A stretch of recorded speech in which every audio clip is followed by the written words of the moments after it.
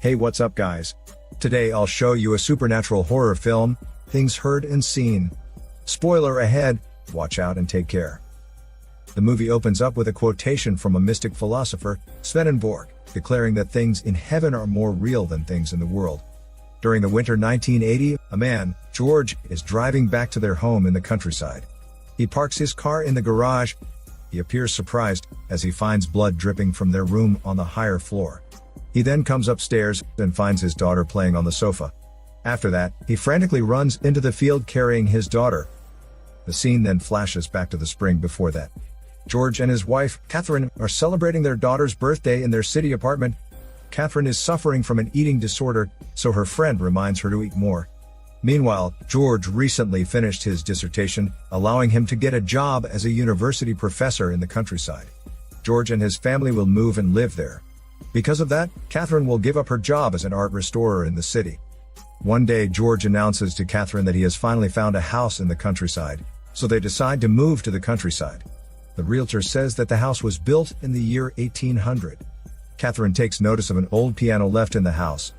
At night in their new house, the couple has an intimate moment when Catherine suddenly smells car exhaust fumes. Meanwhile, their daughter notices the clown statue is blinking. The chair suddenly moves. In fear, she rushes to her parents' room. The following day, George meets the university chairperson. They talk about the mystic Swedenborg. As a welcome gift, the university chairperson gives him a Swedenborg's book about the world of spirits. An art depicting a passage to heaven is apparent in its cover. Meanwhile, in their house, a friendly young man, Eddie, and his younger brother visit Catherine. They offer her help to renovate the house. Also, the younger brother offers to babysit her daughter. Catherine gets their contact number. But unbeknownst to her, the two are the children of the Vale couple, who formerly owned the house. At night, she informs George that she will hire the two. She comes to the kitchen, and accidentally finds an old Bible. In one of its pages, the first owner of the house, Jacob Smith, is declared to be damned. She then comes to wash the dishes. She accidentally finds a ring stuck in the sink area. As she holds it, she suddenly feels a spiritual energy passing by. The following day, she comes to the library to investigate the history of their house. She soon finds an image of Jacob Smith and his wife, the first owner of their house. Meanwhile, at the university, George flirts with a young student called Beauty. Apparently, she is a friend of Eddie, so she immediately recognizes George and his family. George seems really attracted to her, so when he comes home, he does a hormone release in the bathroom while thinking about her. Catherine arrives and catches him doing his smelly business. Fall comes, and Catherine and her daughter come to the lake with Eddie and his brother. There, she learns that their parents are already dead. Eddie shares that he plays musical instruments, and he loves music. Meanwhile, George has already built a good reputation at the university. So his colleague, Justine, invites him and his wife to her home. She takes a look at his office, and notices the small paintings of the sea. She compliments it, saying it's unique. At night, Catherine wakes up from the smell of the car exhaust. George suggests that it must be because their room is above the garage. So Catherine goes down to air out the smell. There, she suddenly hears the piano playing, but when she takes a look at it, no one is there. Their daughter screams in fear from her room, as she sees the ghost of the former owner of the house. But George thinks that their daughter just has bad dreams. The following day, Catherine finds Swedenborg's book, and becomes interested in it. Meanwhile, George comes outside to take a short jog. He passes through Beauty's place. He follows her, and finds her lying on bed. He gets seduced, and sleeps with her. Back at the house, Catherine calls her mom. She shares that she sees ghosts in the house, but she is reluctant to reveal them to George, thinking that he might believe she is crazy. After some time, George arrives back home, giving her a flower. But she secretly throws it away. As George is about to go to work, he encounters Eddie. He instructs Eddie not to inform Catherine that they formerly lived in the house. Eddie replies he is there only for honest work. At night, George arrives back home. He sees Eddie playing the piano, while Catherine is listening on the side. George then sarcastically remarks that Eddie playing the piano for his wife is part of the honest work. So Eddie stops playing it, and says Catherine requests it.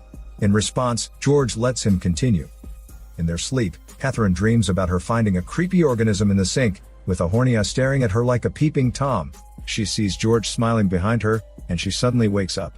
Meanwhile, their daughter sees the lady ghost in the house, smiling at her. The following day, George takes a morning run again on Beauty's bed. After their forbidden affair, Beauty realizes George thinks she is a fool, so she gets angry at him. She ends their relationship and storms out. Later, George and Catherine visit Justine and her husband in their house. She learns about Justine's weaving hobby. Justine then invites her to a women's art club in the area. After that, George and Catherine drive back home. Along the way, George jokingly speeds up their car, making Catherine angry at him. She walks out of the car. He follows her outside, and she suddenly rants about their shitty life. She thinks that she is just always following his wants, but she does not have her own life. He then tells her to go back to the car, and pulls her forcefully, which hurts her. After that, they arrive back home, and George apologizes for it. But it seems that the spirit there is not happy about it, as the clown light suddenly breaks. The next day, Catherine joins Justine in the women's art club. Her bruise is obvious to Justine. She comes home at night, and she is still cold at George for hurting her. The following day, George comes sailing with the university chairperson. He reveals that he inherited a boat from his artist cousin, who got drowned riding it. After his cousin's death, he repeatedly reads his diary. George suggests that the cousin's death ends the cousin's sufferings, but the Swedenborg believer chairperson believes that death is only the beginning. He then asks George if he has already read the Swedenborg book. At night, George invites the chairperson to their home. To the chairperson's surprise, Catherine is reading the Swedenborg book, so he explains to her that the book cover art depicts the transition of the soul to the afterlife. Further, he explains that the artist believes death is similar to birth, but more divine, possibly because the soul is having a rebirth to the supernatural world after death. After that, Catherine shows the chairperson around the house. Suddenly, he notices a figure passing by, so he tells her there is a spirit roaming around the house. Catherine affirms, but she is afraid to share it with her husband. In response, the chairperson says that the lady ghost is there to protect Catherine and her daughter. She then replies that she is doing research about the former owners of the house. The chairperson promises to help her to find sources. He then suggests holding a seance in their house. After he leaves, George gets excited and plans to have a party at their house.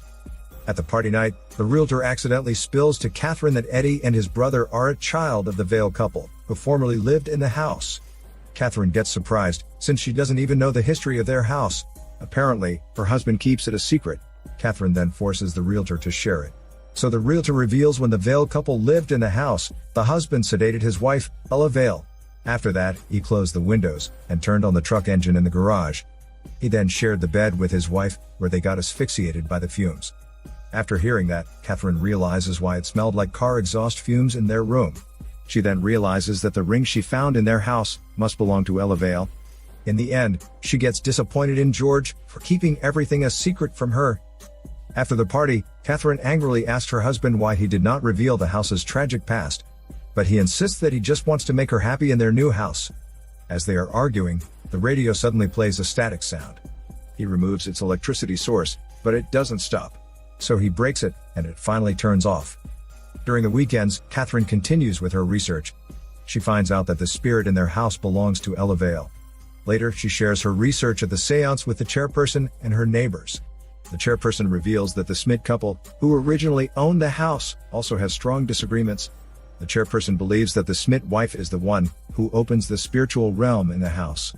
They suggest to Catherine that Ella's spirit is trying to protect her, like a guardian angel. They add that evil spirits can be attracted by an evildoer. After that, they declare the prayer, calling Ella's spirit. But an evil spirit is preventing Ella's spirit from coming out. The chairperson then warns Catherine that she needs to be careful of the evil spirit. The following day, Catherine returns George's book to the library, and she finds out that Beauty's name is registered as the borrower. Their daughter utters that Beauty is Daddy's friend. She then gets suspicious of her hormone rival. Meanwhile, George and Justine go on a trip to an art museum with their student. There, George encounters his dissertation professor, who wonders how George became a professor. Apparently, George needs a recommendation letter to be a professor. He explains that he is just a temporary instructor. Justine hears their conversation and asks George about it, but he just shrugs it off. At night, George tells Catherine to be distant from Justine. He says Justine must be instigating a problem between him and Catherine, but she just dismisses it. The next day, the university chairperson reveals to George that he received a call from his dissertation professor. It is then revealed that George forged his recommendation letter. In response, George pleads to give him a chance to explain, so the chairperson sets a meeting for them. At their family dinner, George's mother shares that George's cousin is an excellent painter, who painted unique small pictures of the sea. Catherine then figures out that George stole his cousin's painting, pretending to be an artist. She storms out of the dinner table and goes to the bathroom. George follows her, and Ella's spirit closes the bathroom door. After the dinner, George hears whispers from the evil spirit, saying he should free himself. The following day, the chairperson and George sail in the water. The chairperson reveals that he does not have any choice but to report George's forgery. This would lead to George's immediate removal from the university. So George drowns the chairperson in the waters. Meanwhile, Catherine is crying as she thinks about George's actions. Eddie comes to comfort her, and they suddenly get intimate with each other. In the meantime, Justine encounters Beauty wearing the scarf she gave to George. At night, Justine sees George soaking wet. She asks him about the scarf.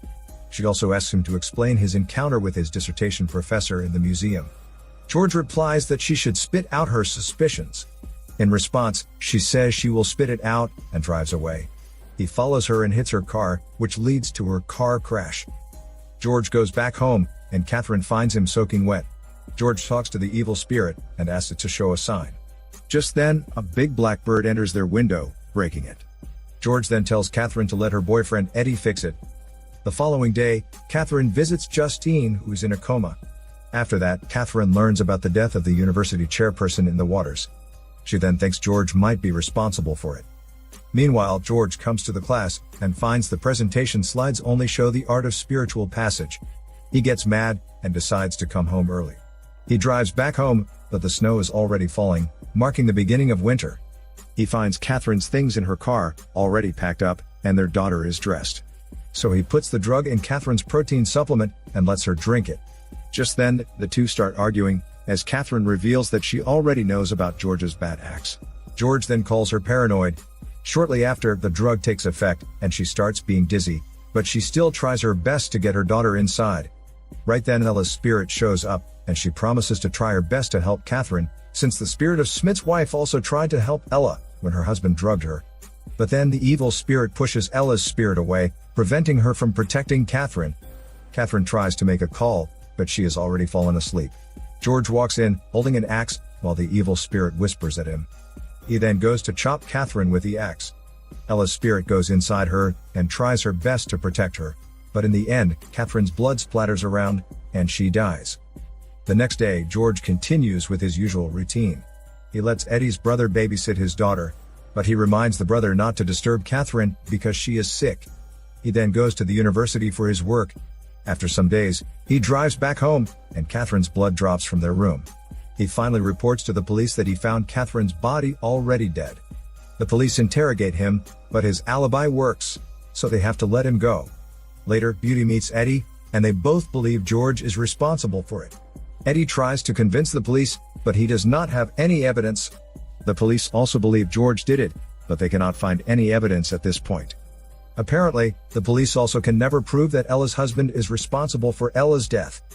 The next day, Justine dreams about Catherine and Ella's spirits. She then suddenly wakes up from a coma to testify against George. She sends a message to George that she remembers everything. After that, she calls the police and proceeds to testify. George receives the message, and the evil spirit whispers at him, blaming them for his evil actions. He then rides his cousin's boat to the middle of the sea. Along the way, a strong storm passes by. Just then, the gates of hell open up. He tries to navigate back, but the gates of hell welcome him as a punishment for his evil acts. In the end, the scene appears to be similar to the art in Swedenborg's book, but this time it depicts a soul transitioning to hell. This is Daniel CC Movie Channel. Stay safe and enjoy your day.